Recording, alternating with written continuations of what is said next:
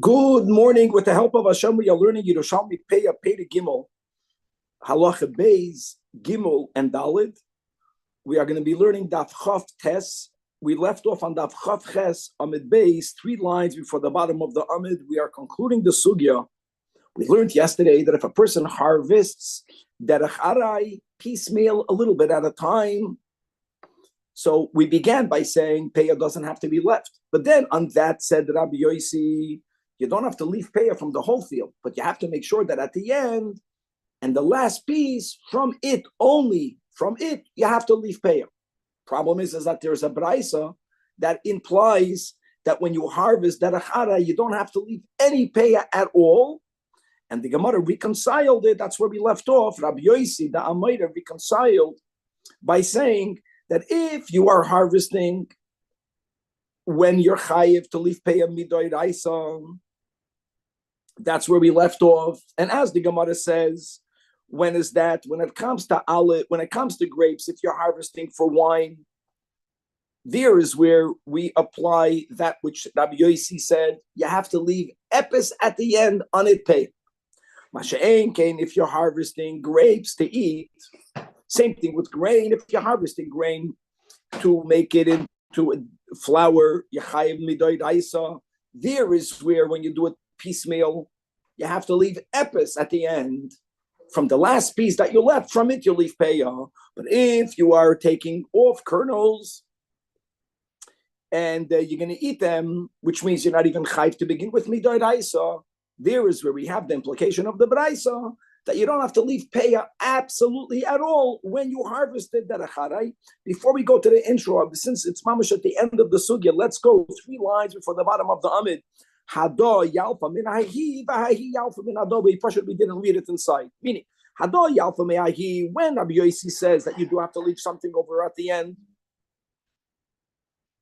that is what we imply from the Braisa that she imbikesh la'achla mililois.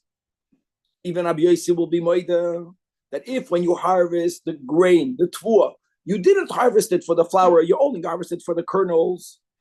And as we explained, we are following the shita that then there is no chiyuv to begin with on a biblical level to leave any peya at all. Yes, you have to leave it midrabana, but we allow you, since you're doing it derech arai, afilu leishir at all. But he alpha minado, even though the Braisa Taka says you don't have to leave anything at all, but the Braisa will agree that what? To Rabbi Yossi, so to say.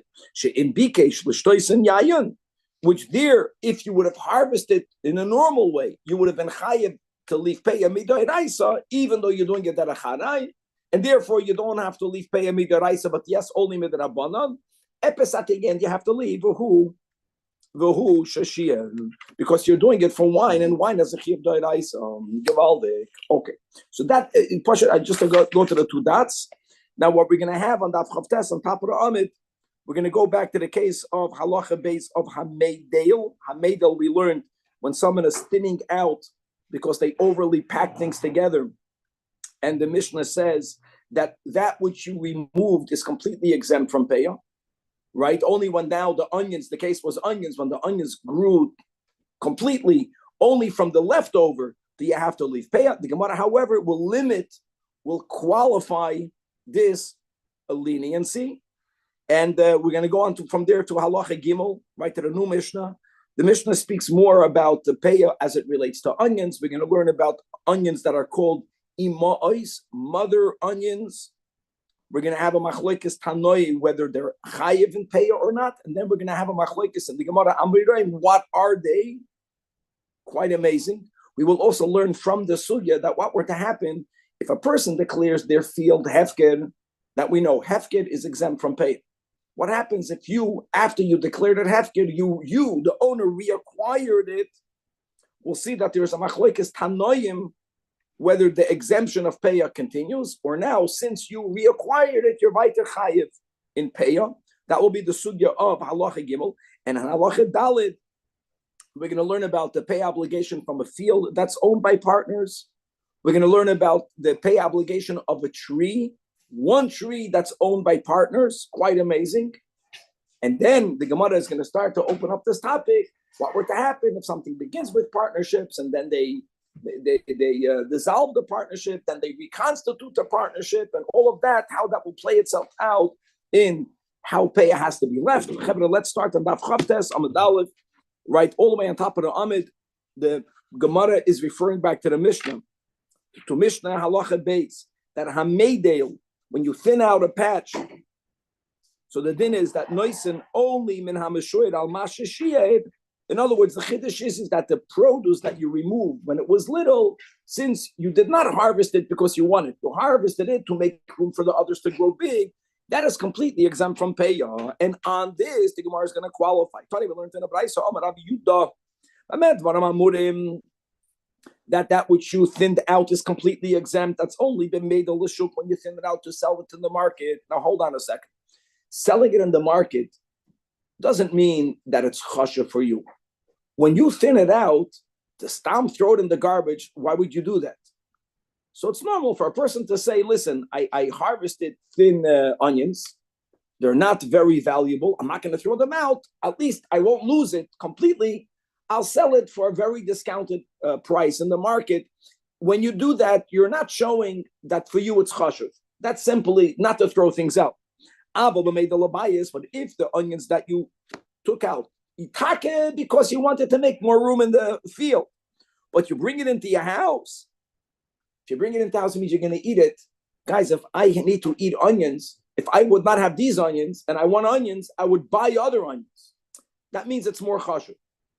That means that my kavana of keeping it is machshaved, then loisin, and I'm assured Allah koil.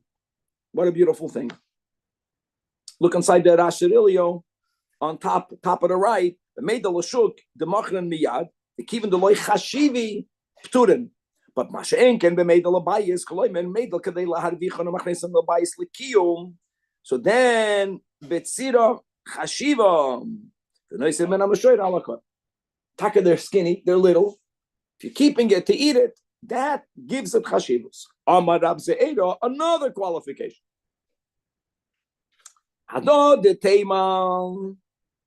When even this Amar Rab Yudah, that at least when you're selling it in the market, that which you took out is completely exempt, is only b'she'iba almanas lahadel. You have to know what was the initial intent when you planted. You planted it to thin it out later.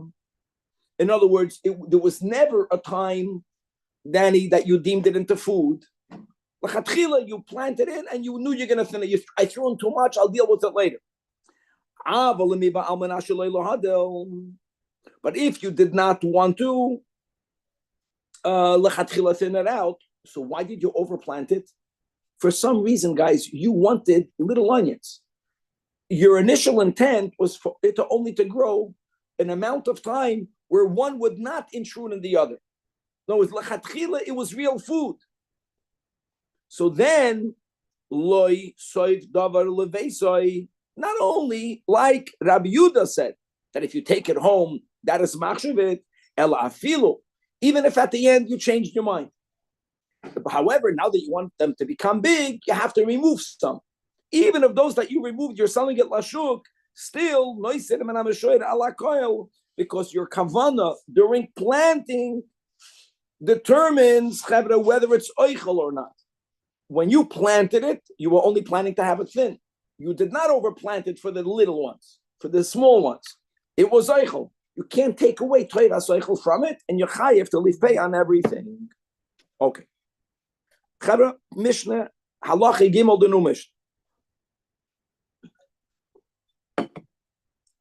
Now, the Mishnah begins, the first case of the Mishnah is speaking about a specific species of onions that are called ima'os. And as we will see in the Gemara, Machlokes Rav and Shmuel, what they are. Before we'll learn what they are, we'll just translate the words ima'os, a mother onions. Ima'ishel b'tzalim, Machlokes Tanoi. Tanakama says, or the Chachamim say, Chayavois b'peya, and Rabbi Yosi holds that they are exempt. We cannot explain it in the Mishnah because really we have to first see what Rav says, one type of machlokes. Shmuel understands it something else, and that will make this machlokes into a whole different type of machlokes. Okay. Now that the Mishnah quotes here machlokes Rabbi Yossi and the Chachamim, now we have another machlokes. Malbenois habitzalim.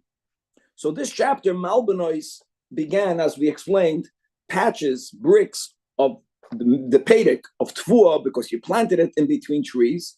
We have something similar, but not the same.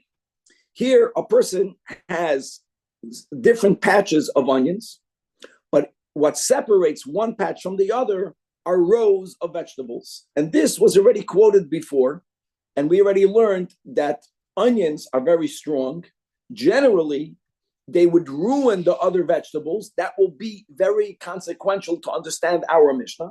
But just to know the pshat, Malbonis Habitzalim means you have plots of onions, and vegetables are dividing and making the onions distinct one plot from the other. So the same pictures we had before with the tfuah and trees, instead of the trees, you have over here other vegetables. Rabbi Yossi Yomer, that they are considered separated, that peya mikol echad v'echad. Okay, and let's go, let's speak out. Shitas Rabbi Yossi, we learned that before. Since it's unusual to plant onions amongst other vegetables, you cannot consider the vegetables to be then a part of the field. People don't plant them together.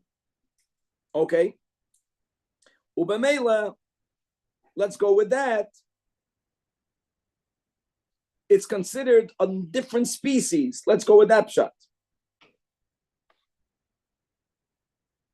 What did we learn in the beginning of the second chapter? That if you have zera ached, then each one has to have its own payah. It's considered zera ached. Vegetables, no. People normally don't plant onions together with vegetables. Let's go with that.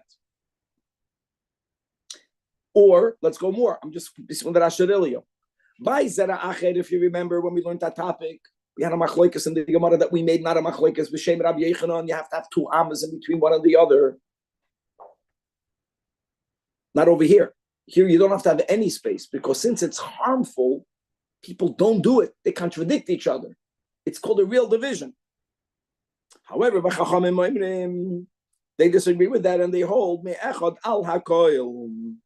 Gevaldik. Why me'echad al hakoil? So let's look inside that Asher Elio. Okay, let's go. I think it's like 7 lines from the top. That Rabbi Yossi holds nois and peah mikol echad bi'echad mefurish tama bereish pirkin. We already had this above. That mishum the ein derech bani adam lahaknes bein hayerek betzalim. People don't plant in vegetables onions, so they're distinct, and therefore umishamachi is mafsiki. That's a sheet of Rabbi Yossi. But Abban and Sabri, kiven the betzalim machnisan lekiyam hein, v'yerek ein machnisa lekiyam. Gewaldige logic. Let's go back to the Mishnah on Perek on Daf Yud Beis. The 5 conditions that are needed for anything to be chayv and peah. The 5th one is machnisa lekiyam. Generally, vegetables are perishable, so therefore the Chachamim hold betzalim are non-perishable. They're chayv and peah. The Yerakos ein machnisa lekiyam, and therefore batla adrugos or batla yerek agabayim. It's like, wow. In other words, when do we say that zera ached is mafsik? When each one is chayv and peah. They're not the same. Here, the Yerakos are completely exempt. So as far as hilchas peah is concerned, they're nothing. Amazing. And therefore, it's considered one field. Okay. So the second machlok is, now we learned that Asher Elio is very clear. The Gemara has to clarify the imois. First, what is the imois? What are these mother seeds? So let's begin. Says the Gemara, Rav Amar, what is imois? Purgara.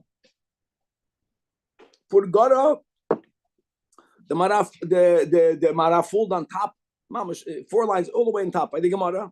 Befarash harash, bitzalim gedoylim. I'm reading inside the marafulda. Big onions, shenishtayin ba'aretz, that you allow them to remain in the ground much longer than usual.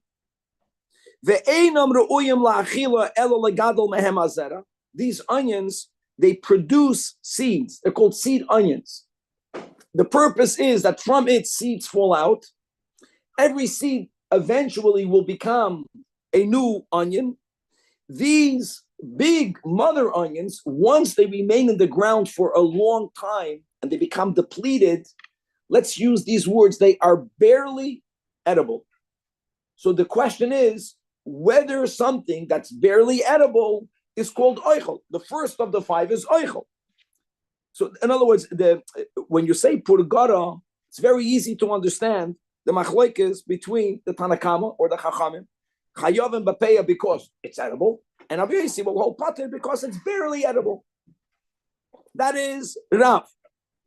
Shmuel Amar. Shmuel holds that it's not seed onions, but it is sumchatom. Oh, so like this, sumchato, says the Marafulda, that kishoikrin habitzalim, when you plant normal onions and you harvest them, nishad mishorasheim ba'aretz, the roots remain in the ground. You don't have to remove the roots. It takes a lot of time and effort. You have a big field. Sometimes on the root, v'imahem min habatzel, some of the onion remained on it. And if you leave in the ground the root and a little bit of the old onion, that will develop b'chayzev etzameach. Now, if a person has a lot of onions, so these second growths, after growths, is something that you don't care about them. You will be mekayim them.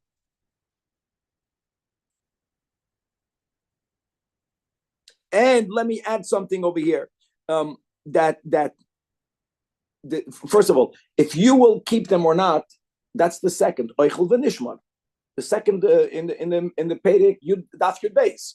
Nishmar means it's not hefker. Anything that the owners don't keep has a din of hefker. Hefker is spotted from pay.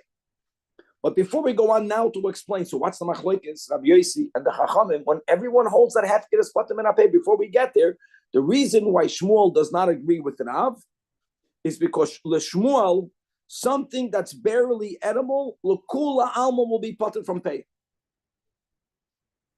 He doesn't want to make the way Rav made something that's barely edible into a machlokes tanoi. That's the way the Noise Kalim here say. Something that's barely edible is zicher exempt from pay. It must be that it's real onions, because these onions that are called sumchata, they grow after, they're edible onions. Elamah, the owners don't care for them. Sometimes it doesn't happen the whole time. And if it happens, he leaves it there. He doesn't care, so has it didn't have hefker. So now says the Gemara, Rabbi Yaakov bar Bun, Shem Rabbi Chanina. Now we are explaining this Rabbi Yaakov is explaining Shmuel Chavra. Rav does not need to be explained. Rav is simple. Something that's barely edible, machlokes, whether it's considered oichel. Here, it's about the nishma. That loy amar Rabbi Yossi. Why, according to Shmuel, did Rabbi Yossi say patur ela mishum? Here again in the Yerushalmi, hefker is spelled with a vase because it's hefker. Gavaldik, Marafulda, 12 lines from the top, middle of the Amid. Ela mishum hefker she'ein adam chosheshan. Since the owners don't care for them, v'havaluhu kehefker lefikach patur Rabbi Yossi.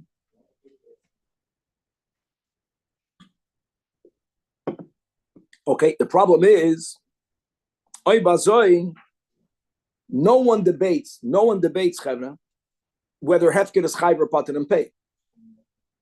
Right? He's giving you a metzias that when you have to be a farmer. That these types of you left to the shorashim. If you left in the shoresh a little piece of onion, if it's going to grow, and if it grows, you don't even check it later. You don't care. So why would the chachamim hold that you're chayv? So fragt die Gemara that Rabbi Bun Barchia, Boi Kumi Rabbi Manam, based on Rabbi Yaakov Barbun, explaining Shmuel, the Hefker Chayev Bepeya, which is how the Mishnah opens up the Chachamim. And how can that be? That's exactly how the Marafulda learns. The Hefker Chayev Bepeya Bit Miyam. In other words, my Tama de Rabbanon, So Amalei, Rav Mana responded, I'll tell you why. Bizacha bohen achas achas. So what happened over here is the owner took them. When the owner took them, he reacquired them. And this is the machlokes tanoim. If you have a field that's hefker, potter from pay. What happens if the owner that was mafkeret, if that owner reacquired? Can you imagine? You can argue that everyone who wants can be potter and pay, be mafkeret and reacquire it. That's the machlokes tanoim. Let's read inside the manaf folder. The Zajac behem achas achas koloimet. Hoyel b'choizer b'Zajac behem. The chachamim will hold. Yeah, when it's hefker, but he picked it. When it's hefker, it's spotted. But now you reacquired it. You, the original owner, chayiv b'peyam. Uke the Tanya ben Adarim. Hamafker karmoi v'hishkim ubatzrei chayiv. Now the problem is that he's quoting a brayse in the brayse in Adarim daf memdalad in the Babli. There's no machlokes. So why did Rabbi Yossi say you're potter? In other words, now we're learning a chiddush that here there is a machlokes tanoim, says the Marafulda, but Rabbi Yossi must be palik. The Sfirolei that afilu balabayis shechazer v'zacher behefker shaloi, he's exempt like anyone else, and that is the machlokes tanoim. Rabbi, what is that potential to take paya from one? I thought paya is like a group of, you live a little bit in each field. How can you take zocha achas achas? How can you take paya from one? Because when you have a patch, according to Shmuel's of Tzumchata, you're not going to have a patch, shloimeh, that's gepakt with onions. There's going to be one here and one there in that area. Paya would be that when you are megala, you don't.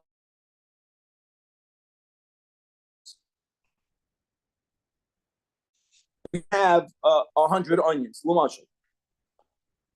This tzumchata, you're not going to have 100. You're going to have maybe 10 onions.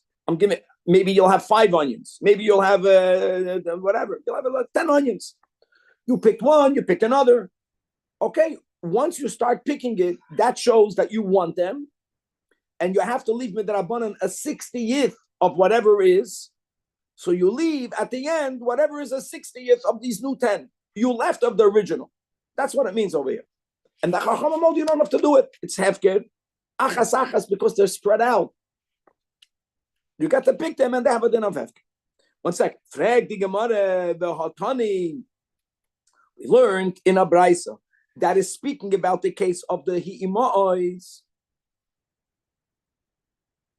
And the brayso tells us that when the chachamim heard that Rabbi Yossi is poiter, the chachamim said, "Af al pi she'ein miskayma isloi b'meruba." Nevertheless, miskaymas b'memuat, which means, look inside the Marafulda, mi the nakat lahu rabbanan tamayum. The chachamim are explaining themselves that shebemuatim machnisan lekiyam.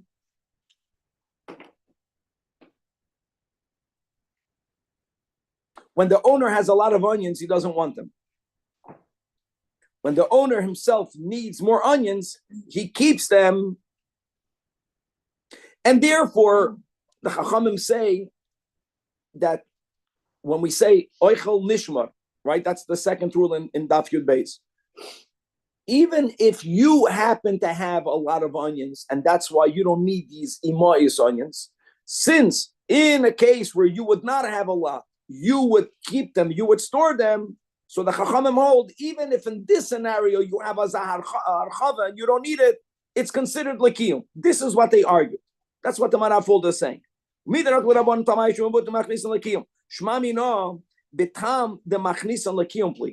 It's all about whether you keep them or whether you don't keep them.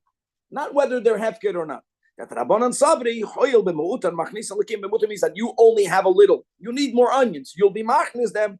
Af b'merubim, korinalu machnisan lekim. So they meet the second requirement of, it's nishmar, I'm sorry, not nishmar, machnisan lekim. So all of that is mashma. Turning to the Chav Tesamid Beis, Havas Leis, Kama, Deloi, Bishum Machnisa Lekiyom. Gewaldig. That even according to Shmuel, it was according to Rav, just to say it clear, according to Rav, the question is whether it's oichel or not. No debate about it. Even though we're quoting a Braisa, we have in the Babli many times the words that Rav Tanahu Palik. Let's make that clear. But he's saying that L'Shmuel, the machloikis is not about hefker, the way you were learning, and don't make it into a machloikis whether the owner made something hefker. And then he reacquired it. Even though we have a Mishnah Pesachim that says that that he quoted that he's chayiv. Rabbi Yossi argues, don't make it into that. From the words of the Braisa, we see that according to Shmuel, this is all according to Shmuel, that if we're speaking about these types of aftergrowth onions, the question is only whether people are machanse l'kiyum or not. Bepoil, do people keep it or not?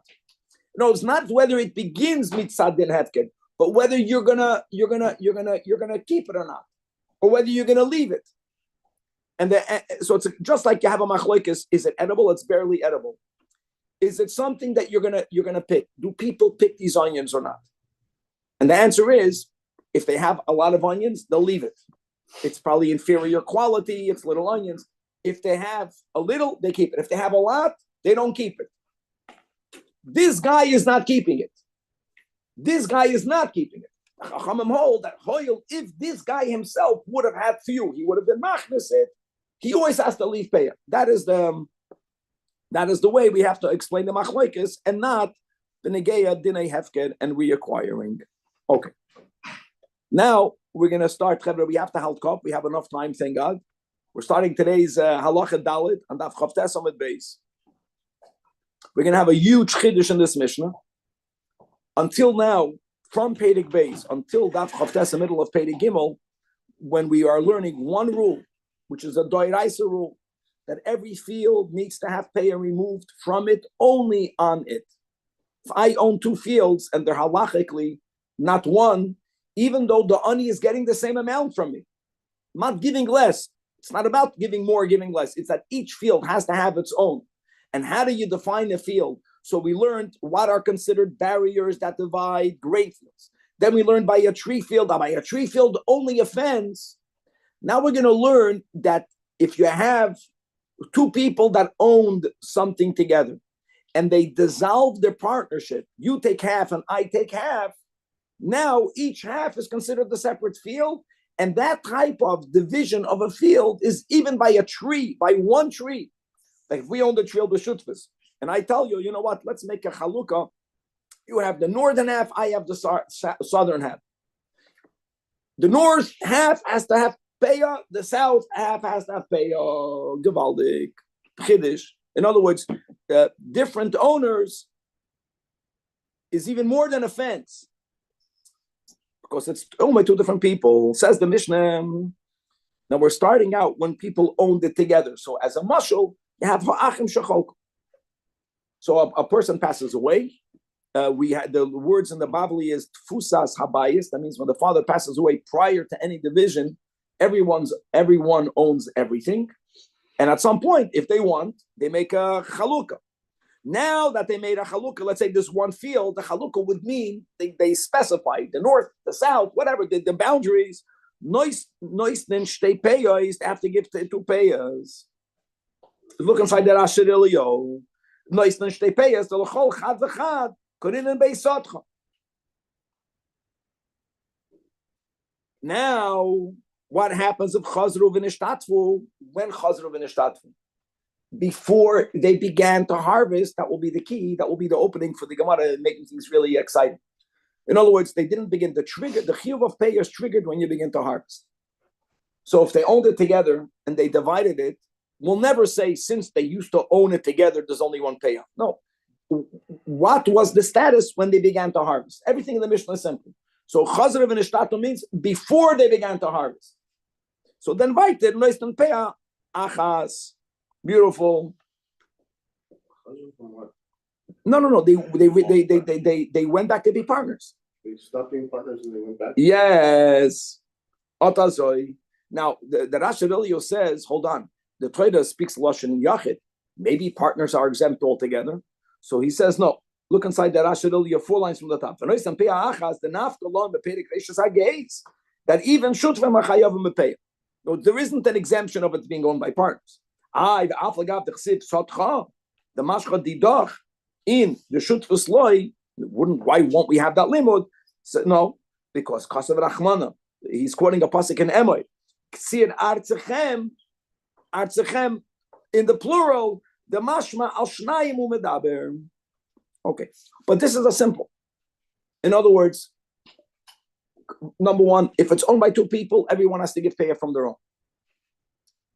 At what point are we looking at whether it belongs to 2, whether it belongs to 1? When the obligation of payah is triggered. When is it triggered? When you begin to harvest. I know you leave it at the end. So they were together, they divided, they were together, they were divided. Okay, when they began to harvest, what were they? They were partners together, 1 payah. They each one owned 2 different payahs. And the Mishnah adds that this same is not only by a field. It's in a field. We learned in the beginning of Perek Sheni, there are so many things that could divide it. So we have another one, owned by different people. But when it comes to a tree, we learned by a state Elon, only a fence. This is like a fence. Shnayim shalagchu as a Elon, if 2 people buy a tree together, why doesn't he say ha'achim? I think it's rare for people just to inherit a tree. It's 1 tree, and they bought it together. But if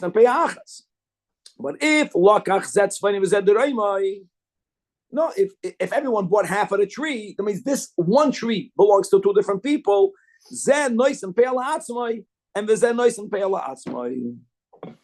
Okay, now let's see how far we can get. You think it's a little shtickle, it's not so little over here. So the key is, like we mentioned, is that when our Mishnah spoke about brothers that separated their ownership and then chazru v'nishtatfu, they became partners. They agreed to become partners. They did that before the harvest, before they began to harvest. Now, says the Gemara, what happens? Huh? So during the harvest, they get back. Oh, yeah. That kotzar chatzi sada b'shutfes. They own things in partnership. The mashal was ha'achim. Okay, so they were brothers.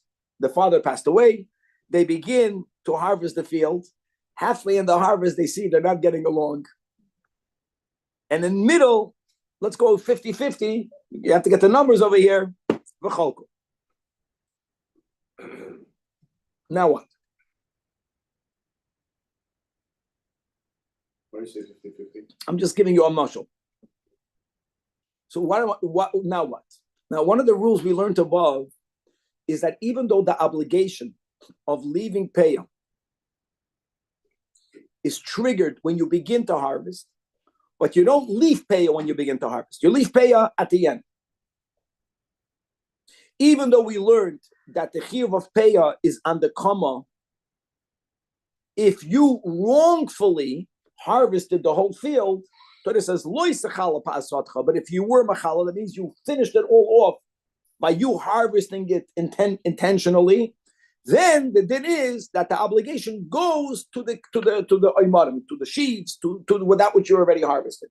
But we learned that if I harvest half, so the chiyuv was on the comma, I'm gonna, and then the other half, we learned example, goyim stole it. They harvested it to steal it.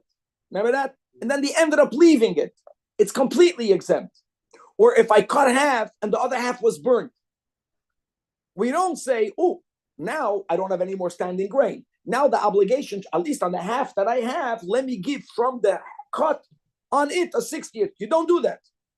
Because the chiyuv of the pay is only bakama. It's only if there was a violation of something, does it go on the imar. So based on those rules, so let's halt cup over here. When they were harvesting it together, there was 1 chiyuv of payah. That 1 chiyuv of payah was left on the second half. Now that they divided it, Eina mafresh mishaloi, loy batchila v'loy basoi. While they were together, they harvested half of it? Yes. Zok Asherilio, what is it? Split it up? Yes. Eina mafresh, it's 6 lines before the bottom of the Amid, on the right-hand column. That Eina mafresh mishaloi, We're speaking about when they divided it. As an example. In this case, we'll have many other cases. Which half did I get? Me and you. I got the half that was already harvested. So now I have half of the cut, and you have half of the standing. The one who has the cut is completely exempt.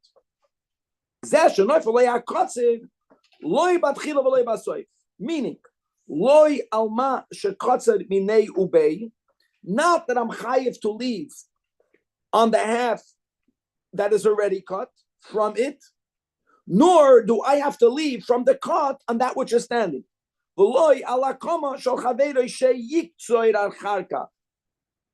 Garnished. No, the half that was already harvested was exempted from pay. Got out of pay altogether. Why? Let's go down the line. The Tama, the Kiv, and Shechoivas HaKotzet. Bakama, the obligation is only understanding it. Kidetran, Beperik, Elu Mafsik. Second chapter, we have it above. Mishnah Hey. In other words, Al Hakama Hu Deramiya. It's on.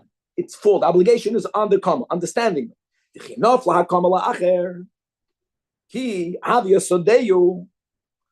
that who got the standing grain? The other guy. He's obligated.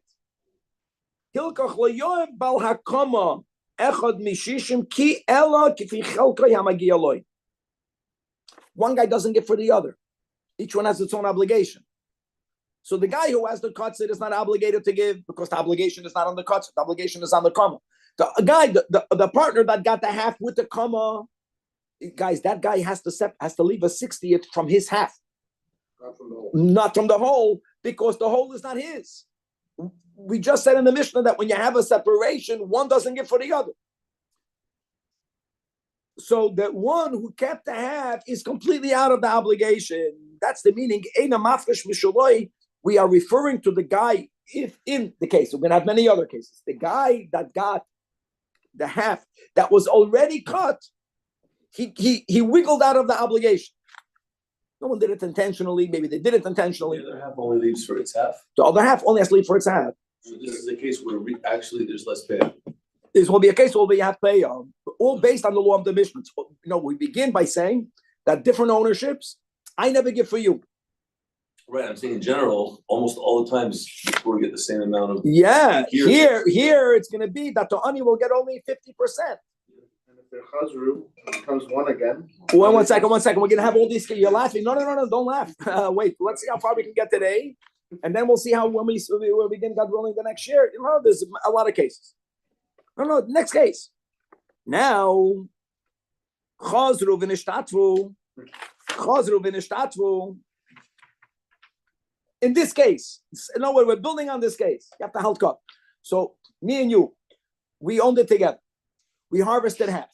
We said, you know what? We're not getting along. Let's make a division. In my example, I got the one that's already cut. You have the comma. So far, we're up to that me completely exempt. The obligation is on the comma. You, the comma, you don't own my half.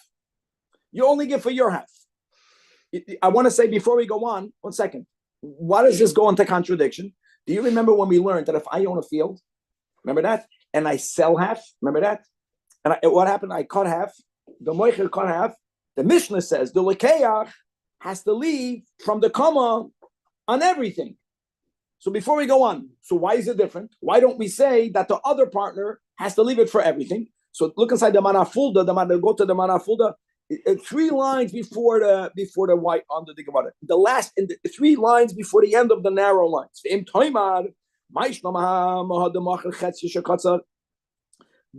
the chayv hamoichel hafish min hamashoy al mashemachar. Really, it's halukeach, but he's saying the moichel because he has to compensate financially. So answers the marafulda, beautiful loy kasha. The first line under the Gemara. Big difference between selling and between dividing a partnership. You see, when I sell, I cannot sell more than what I own. Since when I began to cut, I'm chayiv to leave. I was one owner. I was chayiv to leave it on the end. So I never owned the end. So when I sold it to you, you never bought the end. It's different. By partnerships, we both owned everything. I'm not selling you anything. The hache kiven shecholku niftara kotze legamre mitam ein mafrishin misad lechavera. That's the whole. That's why the Gemara gives it. Mashe inken b'moicher mashe kotzar loy niftar mashe mocher legamri. Elosh ein chiyuv peya alo lekeach v'nase ki ilu kibel olav amoicher lafrishin mechalkei chutz mechavase mocher loy. Ma shaloi shayich b'shutvim shecholku. In other words, when everyone owned everything, which is the way we look at partnerships, I'm not giving you anything. I'm removing myself. If you have it because I gave it to you, I cannot give you something I don't own. But since partnerships is, I'm removing myself from your half. You're removing yourself from my half. The Valdik. Now we have two different fields. I cannot be mechayiv you to take off payah for mine when now it's two different fields. Now let's go weiter. Let's go on top of the last piece we learned today. Chazru v'nishtatfu. Now chazru v'nishtatfu means. Huh? Take out the word chalku. Take out the words chalku. Chazru v'nishtatfu. All these different gersois. Look inside the Shinun Nuschois. Right? V'chalku einoi is Shleima. Chazru v'nishtatfu, so which means that I had half of the kotzer, right? So a quarter of that is yours, and a quarter of the comma is mine. Chazru v'kotzru chatzi, so the b'shutves. It's great. We harvested the first half b'shutves. We just made a legal separation. That exempted my half. Now we re-partnered. This half is exempt. This half is comma. I have the half that was exempt. Right. You have the half of the comma. Yeah. And now we made partnership means that you own half of the kotzer again, and I own part of the comma. The other half of the field.